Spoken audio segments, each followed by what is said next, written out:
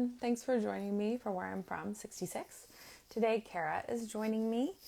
What are you reading this week? I'm having a slow start with the new year in reading. I decided to reread Jennifer Egan's A Visit from the Goon Squad because I read The Candy House at the end of the year, and I think. And so I thought I would reread it. It's interesting rereading something. Hi. Hi, Allison. How are you? Great. How are you? Good. That went off without a hitch. Knock on wood. That was very impressive. Um, good for us. It's Friday the 13th, so you just don't know. I I don't know. Friday the 13th. That was only I don't. I've had good days on Friday the 13th, so I think good juju. Okay, good. We'll keep that vibe. So, did you want to chat, or do you want to just read your poem and do it? What do you Let's want to do? chat. Okay. So what was it? Are you a person who has written poetry before? No. No. Okay. And in fact, when you invited me to to do this, hey Natalie. Yeah. Hi. When you invited me, it really scared me, and I was like, okay, I'm gonna do this because Yeah. it's scary. It is scary, I think, for a lot of people because we think we're not poets. Do you struggle with I that? mean, I don't. I definitely don't consider myself a poet. I hardly consider myself a writer. Which So, is interesting because you've written a whole memoir that I was reading little blurbs about. It seems like it's getting a really positive response. And so does that help you feel like a writer, having that out in the yeah, world? I mean, I feel like, I'm a dancer Mm-hmm. and that's my identity. Mm-hmm. And I think I can identify comfortably as an author. Mm-hmm. Mm-hmm. But a writer, I don't know. I'm not there yet. Oh, that's interesting distinction. Um, and I think too, like as a person who's done lots of different creative things in my life, I think it's sort of the same impulse. Dancing, Yeah. writing, acting, singing, whatever, like I mean cooking, gardening, this desire and space to want to express ourselves. Yeah, I think coming from like being like such a disciplined, artist Mm-hmm. with so much training since I'm 3 years old. And then, I wrote, so my book took 10 years to publish. Good for you, Um, you did it. Thank you. And, I wrote it before I was querying it and all of that. So uh, that's was my training. So I think I'm still in training to be a writer. Yeah. I think that you're a writer. Thank you. I just, in case you want to hear it from me, which you may not, but I needed to hear it from a lot of people for me to own it. And then, and I actually just recently was going through a lot of stuff trying to get organized. And I read a piece that I wrote, like, I feel like a writer now. And I do. And even reading it, I was like, wow, why did you struggle with it for so long? You are. Okay. We are. It's You are. Friday the 13th. I'm a writer. That's right. And I think, I don't know. I felt like it was some kind of like intellectual thing that I needed to clear in order to be a writer. I don't know why, but I don't think it is.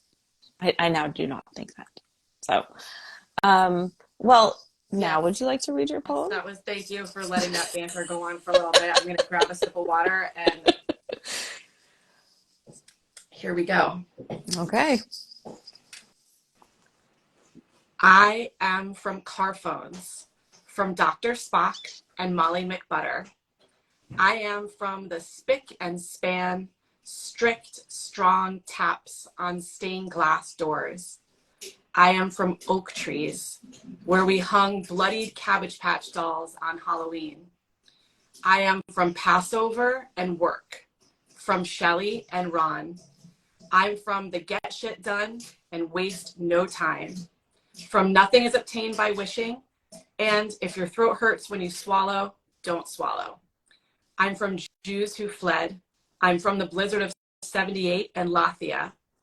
Cinnamon and sugar Cornish hens, microwave Weight Watchers dinners, from the 9-year-old who lost her sister and father in 1 year, the first to graduate college, basement cartons, some of which I lost in a fire and now mean nothing. You did it. I did it. So what was the experience like writing your poem? Well, I think you and I picked this date a few months ago, Yeah, a and while ago. yeah, a while Hmm. ago. And so finally, a couple nights ago, I said, okay, let's do this. Yeah. And so the process, I kind of just went at it like Mad Lib style, and I Hmm. didn't read too much into it. Yeah. Um, and so I did it first that way. Then I made a couple of tweaks. And then I actually thought I was going to do more tweaks. I started doing sort of a dive into the history of the poem and where it started, and listening to other people's and reading other Mm-hmm. people's. And then I realized I just was letting it sit, and I was just going to let it be what it was. I think that's wonderful. I mean, I think you can do all sorts of things. All of them are good answers. Were you surprised at all? What, like, did you? I just recently tried to write another one because I am going to try to write one a year. This is something I've decided I would like to do. And I went in with an intention that I was going to write from this perspective, and that didn't happen at Mm. all. Did you like go in with expectations and that's what happened, or did you, was it No, I surprising? kind of set myself similar to going into the studio to choreograph a piece, and I think one of the things about being a choreographer, there's an immediacy to your creation because you've paid for studio space, you've paid your dancers, so you don't get to, not create something. Mm-hmm. So it may not be your best work, you may end up throwing it away, but it forces you to have to work in the moment. Hmm. So I sort of approach this the same way, like, okay, we're going to do this, sit, I have the time right now, done. Hmm. And then I gave myself an opportunity, to go back to it. But it was, I think, smoother than I expected when I Oh, just good. let go of that expectation of the Hmm. poet. Right. Right. Yes, that can be a heavy expectation for sure. Um, I love hearing you talk about how it similar to dancing. Did you see any other? So, because I danced for a while and always really loved it, and did a lot of modern dance. And did you see any other parallels? Is in the process of Yeah, or just writing with this your memoir. writing in general, do you see parallels between dancing and Oh, in writing? general. Hmm. Oh, absolutely. Yeah. Yeah. I think that the discipline of sitting down and Mhm. writing is very similar to the discipline of being a dancer, although I have to say much lonelier. That is for sure. um, Yeah. and I say this as a choreographer, I did a lot of solo work. And so I'm, very used to the process of just being myself. But even so, there's a process of, you go to where the dance studio is, you're forced to interact with people before and after your process. With writing, you're really stuck with Hmm. yourself throughout the whole Hmm. thing. Um, so in that sense, there's a difference. But I think that the discipline of just sitting and doing and editing, certainly, as far as technique and how dancers train their body and going over the same movements every day and going over the same words every day, there's certainly a lot of overlap. Hmm. Where you can take the tools that you've honed in dance and apply them to your writing. Yeah, and I mean, I always say this, and I said it before. Like, I think the biggest tool that I've used as a dancer in certainly in writing my book and doing this exercise is just getting it done. You just have to get it, and that's it. Yeah. Well, it was like the quote that you shared on my Instagram about don't let perfect get in the way of done. Was that what Yeah, it was? Yeah. yeah. Don't let perfect. What is? Don't let perfect be the enemy of done. Hmm. Yeah, and that really, I love that. And I think, and in the same way, what's great about writing that's different than certainly being a choreographer is that, when you're a choreographer and you're paying for space and your time is up, your time is up. Hmm. Whereas with writing, you may have to go on to do something else, but it's still there waiting for you. You don't need all Yeah. these other, and that's exciting. Yeah. And the better I get at reminding myself that, first draft is a first draft, then the better I get at just getting it out. Like it's not, it's just for me. Mhm. It doesn't need to be great, good, anything other than just there. Um, so I was actually in your poem. I was thought maybe you would write about dance, but you didn't really, did you? So that surprised me. Mm-hmm. That really surprised me. But then again, not as surprising because I'm not from dancers. Right. So my mom did want to be an actress Mm-hmm. when she was younger and when she was in college. But I don't come from artists. I come from business people, doctors, Yeah. professional therapists. So you're a rebel. Sorry. So you're a rebel. Yeah, I'm a rebel. Do they want you to do something more practical? My parents always really supported my Oh, that's dancing. nice. I know, my dad, I can't see if he's here. I don't know if he's here. My dad is a doctor and certainly, would have liked for me to follow in his footsteps, I think. Mm, But they were, unlike most of my friends that are dancers and artists, I had very okay. supportive parents. Oh, that's so nice. My parents were supportive of me as well. It makes a lot of difference, I think. Like, Absolutely. Yeah. Yeah. And, I am like the weird one, yeah, me but too. Me too in so many ways. But that's I it was less lonely, I think, because I didn't feel like I don't know, that I had to choose that over them, that I Mhm. could choose both. Mhm. And so who was the 9-year-old in your poem who lost both their father and their My sister? mom. Mm. So my mom, when she was 9 years old, she lost her sister to cancer. Actually, her sister had cancer. Her sister was 14, Karen, and so that's who I'm named for. Oh. And when Karen was in the hospital, actually at Sloan Kettering, where decades later my husband would be treated, Mhm. um, my mother's father died in the sleep of what was something in his heart. Oh, So she lost her dad and she lost her sister when she was 9. that's very formative. Yeah. Yeah. And how is your husband? My husband's great. We had great news yesterday. For Oh, those of you good. that don't know, my husband is was diagnosed with stage 4 colon cancer in 2019 and is now in remission. And we just had scans come back yesterday that were kind of scary because we waited a long time for them, but they're Hmm. perfect. So Oh, that's so thank wonderful. you. I hadn't seen Yeah, that. Oh, congratulations. yeah, That's really wonderful. thank you. Oh, what a hard time to be ill during COVID. Like, I were you able to go with Well, with treatment? Was he by himself? so his last chemo was actually February Oh, 10th, 2020. So it was mhm. before. Okay. And then so we were certainly very, very careful. We did everything at home. Yeah. We took kids home for that extra year. I have two Hmm. kids. It was a tough time. But luckily he was in remission and not in treatment during that time. Yeah.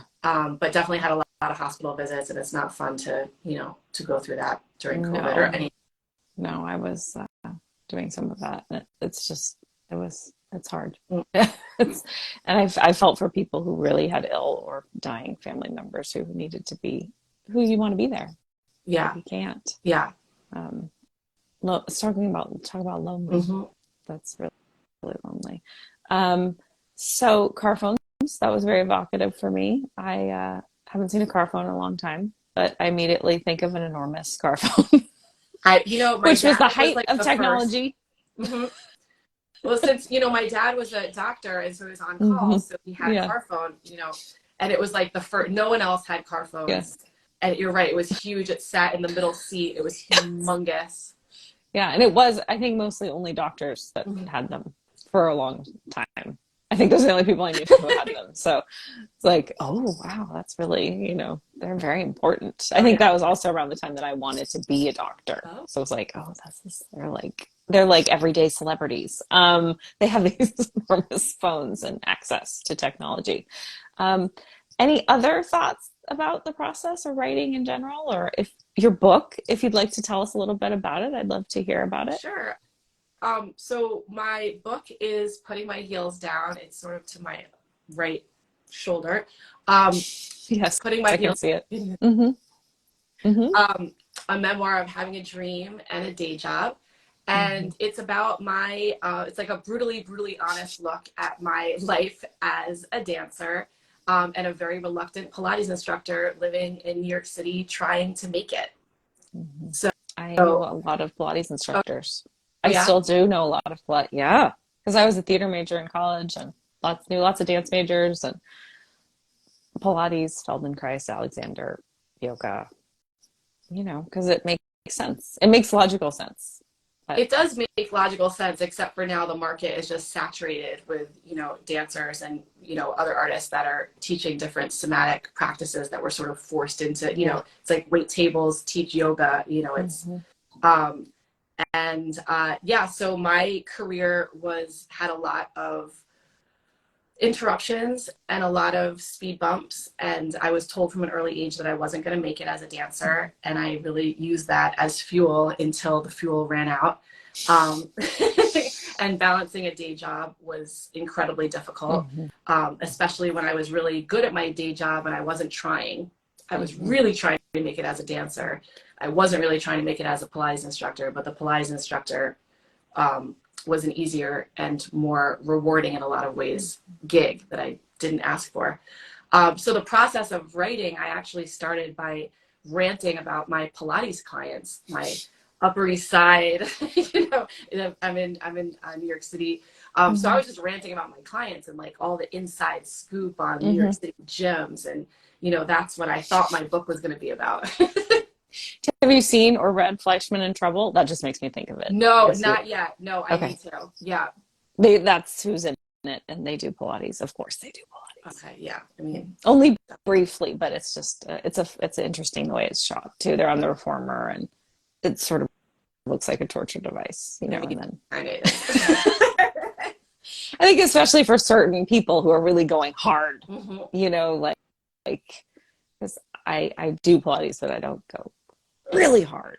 I'm like there to like stay healthy, and like be be able to move and be flexible and strong as I get older. Well, and then you have the opposite clients that I would write about. Like I called one ATM because she would want to say that she's doing Pilates, but when I would show up, she would send me home, just pay me and send me home. So I called it the ATM machine. Or the ones that talk the whole time.